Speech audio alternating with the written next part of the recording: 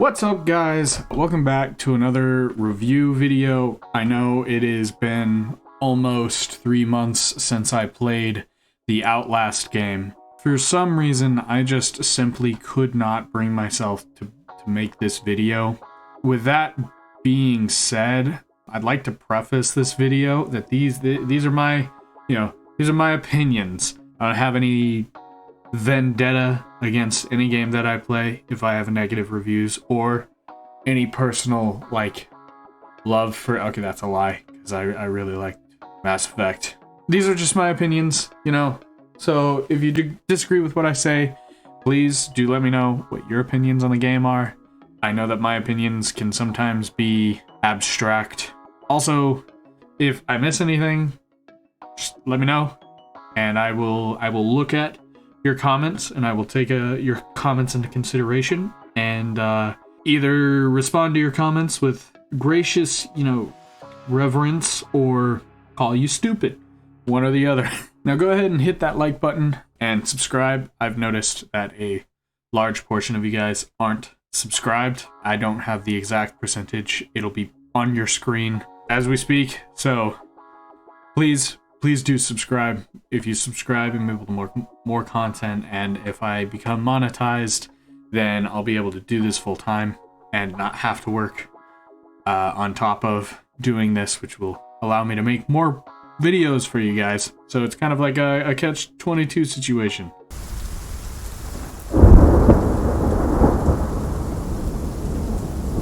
Anywho, let's do a little bit of a summary of the story. By the way, if you haven't already, I have a complete playthrough, both edited and unedited, on my channel. I'll link them down below.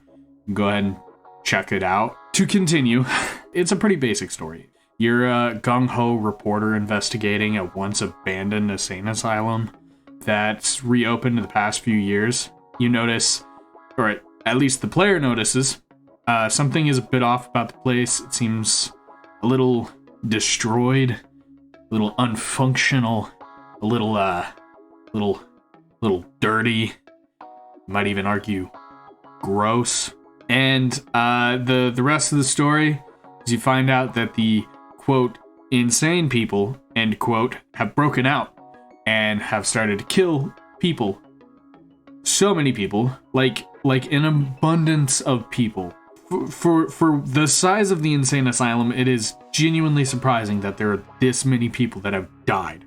Like, it is a lot of people. There's also this side plot with some priest guy that spoilers, ends with you watching him light himself on fire. And then there's another thing where you discover that the place is like torturing pure evil, aka spooky ghost, out of other people, or out of people, and it creates this I want to say poltergeist-esque entity, just with the sheer amount of torture there is, and it creates this bizarre side effect of making monstrous people like Fatty and the Brothers and Dr. Pepper and Crazy 1 and Crazy 2 and Crazy 3, and you get the point. And I like the idea that you can't fight the people, you can only run. You figure I would, since it's taken me 2 months to make this video, I would have easy transitions, but joke's on you, I don't.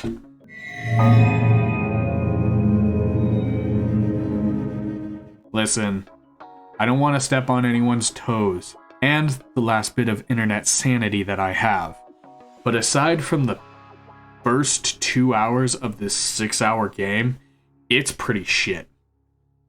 Don't get me wrong, the first 2 hours, exponentially better than what I was expecting. Surpassed what I was initially anticipating. But the rest of the 6-hour game, god awful. It's a very fast-paced game. For the first few hours of the game, you get some real good jump scares.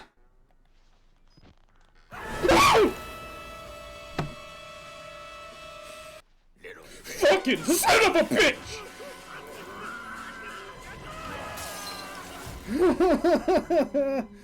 Not to mention, the character designs are very well put together. especially for a game that came out in 2013, which is both old and new at the same time. That's a weird year. That was a weird year.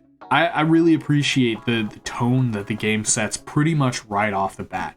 It's extremely gritty. It's, dirty. You feel like your character is just needing a shower after the first pipe you crawl through, or air duct you have to crawl through. And I have to give credit where credit is due. The mood set by the atmosphere is fantastic. In a bad way, but I guess there's also the best character in the game, which by himself will bring the score up by one singular point. And for some reason, he just was the funniest character I have ever seen in a horror game. Dr. Pepper, which I know isn't his real name, insert real name here on screen. Best character, hands down. He is both creepy and scary and funny. Just the fact that he makes jokes about you being able to escape him, only for him to be like, well, I guess we can go. And it's just the best. However, the game glitched and he got stuck on a board. So for, I don't know, the majority of his section, he was just standing in a doorway, menacingly, not doing anything. It was kind of sad. I wish that hadn't happened, but it happens in games, specifically with me. For some reason, I'm really good at breaking games. And then, my most hated character, but I hated him because he was so well done, was Fatty. Also, I don't think he actually has a name. I think he's just known as the big guy. I will Google it, and parentheses on screen, here's his name. I don't think he has a name. I think it's Fatty. I think it might contribute the fact that I have some personal pent-up emotional trauma from a large gentleman. He still just gives me the heebie-jeebies. I don't know what else to say. He just give me the heebie-jeebies real bad. And the first time you meet him, very first actual interaction you have with the guy, because I think towards the beginning of the game you see him briefly, but the first time he grabs you, I nearly shit myself.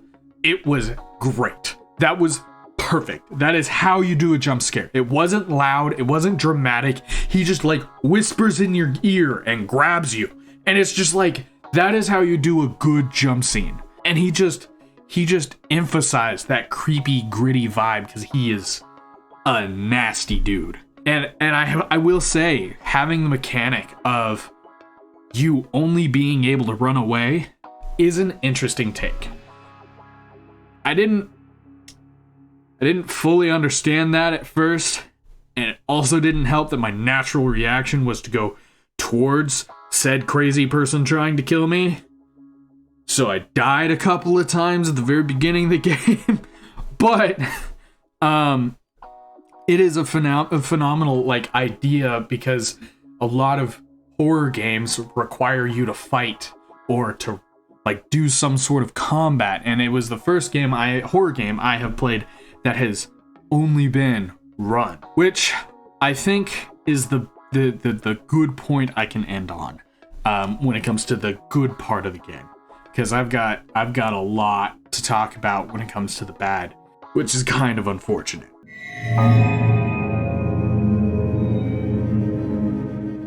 No matter how much I can talk it up in the first part of this video, it's not.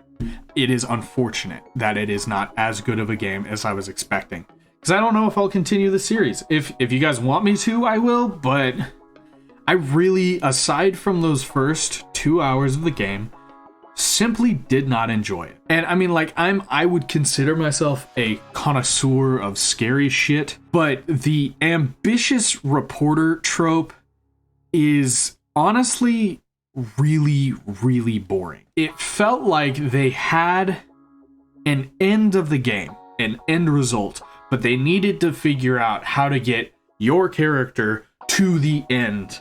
So they're basically working backwards. And in my opinion, the ambitious reporter is a cheap cop-out. for that simple problem of not knowing where to begin. It works for the story. I see why they did it, but at the same time, it's overplayed. And I get it, this game came out in 2013, but even for 2013, it was overplayed. After those first two initial scary, genuine jump scares, I honestly was unfazed.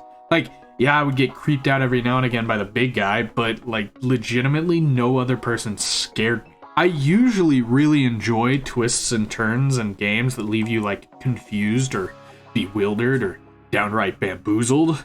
The problem is this game is a linear game. So you don't really have the ability to discover these side plots like the priest or the weird fucking ghost dude or like these other minor side plots that you would be able to if it wasn't as linear. And when I say it's a linear game, I'm meaning if you look at the layouts of each level, it is straight up a straight line. Unfortunately, like there's no alternate route or anything. You straight up are going one direction.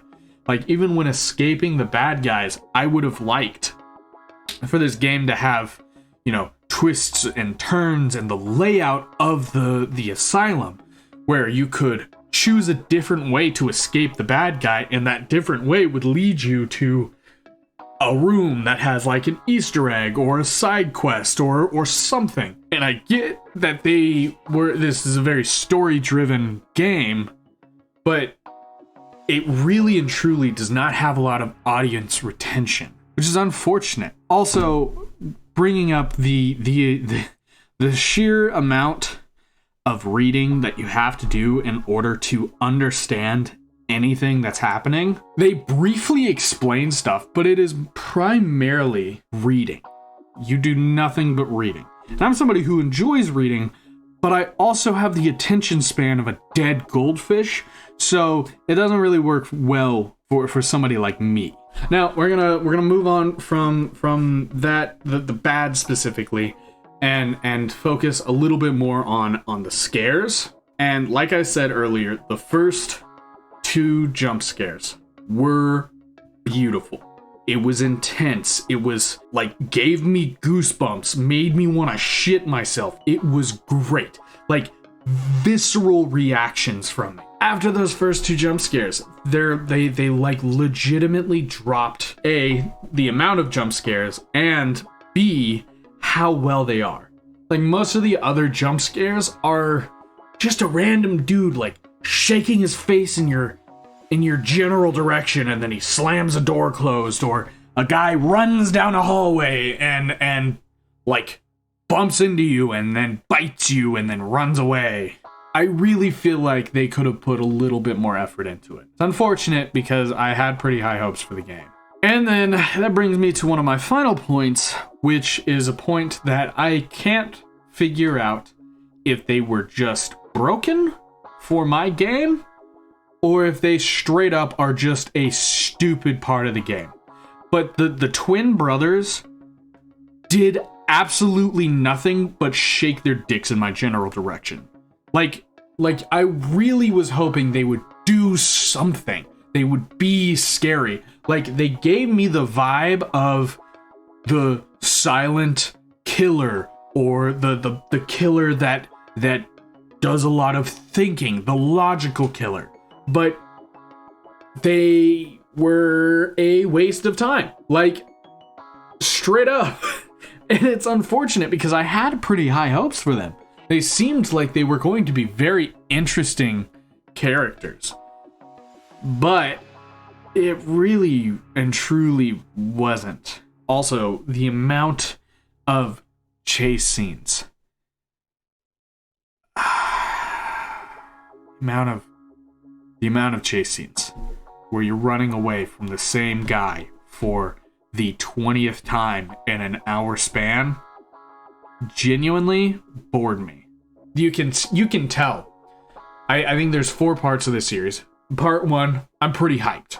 Part 2, I'm pretty okay. Part 3, I'm getting kind of bored. And part 4, I straight up was making jokes primarily through the entire part because A, the scares weren't landing, and B, it just the amount of chase scenes were obscene. And it's unfortunate because the first 2 hours were so well done.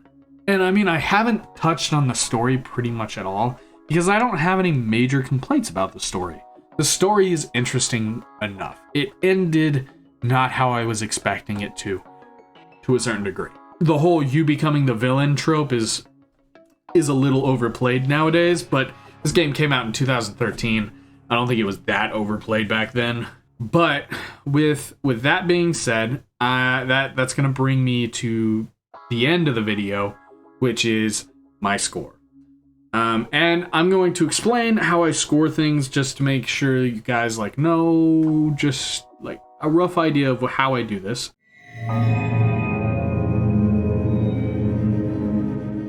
It is a score between 1 and 10, 1 being the worst game I've ever played in my entire life, and 10 being the best game I've ever played in my entire life. And when I rate something 5 or over, it means I'm willing to play that game again.